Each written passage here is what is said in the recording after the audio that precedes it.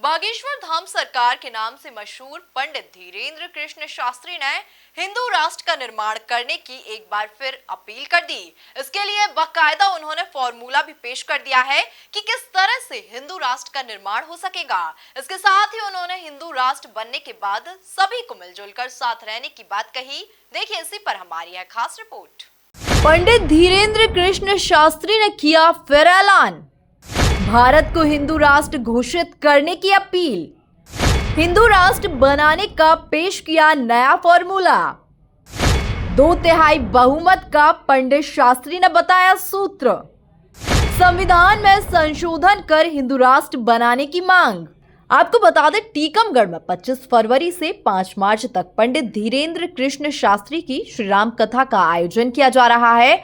इसका आयोजन बीजेपी नेता राजेंद्र तिवारी कर रहे हैं। वहीं इसके पहले पंडित धीरेन्द्र कृष्ण शास्त्री मीडिया से मुखातिब हुए और उन्होंने हिंदू राष्ट्र बनाने के लिए संविधान में संशोधन की बात कह डाली।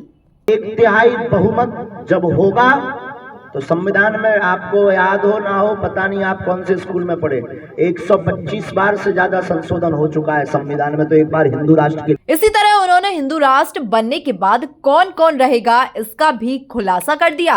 भारत अखंड था, कितने टुकड़े नहीं भय, पहले तो इस पर बात करो, कितने टुकड़े नहीं भय और किन किन को हमने देश नहीं दिया। अब एक हिंदुस्तान को हिंदुओं को दे दो साहब।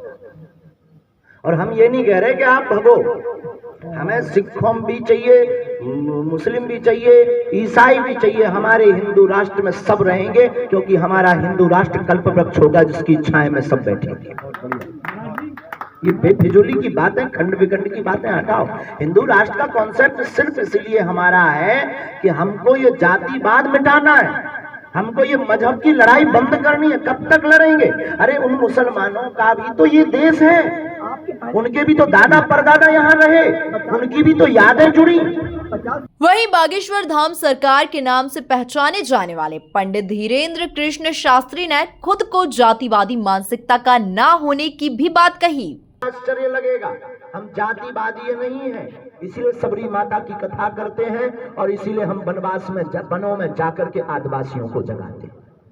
हम जातिवादी नहीं हैं, हम सर्व समाज को लेकर चलने वाले में से एक है। इसीलिए हम किसी भी विशेष जाति की बात ना करके सिर्फ मानवता की बात करते हैं।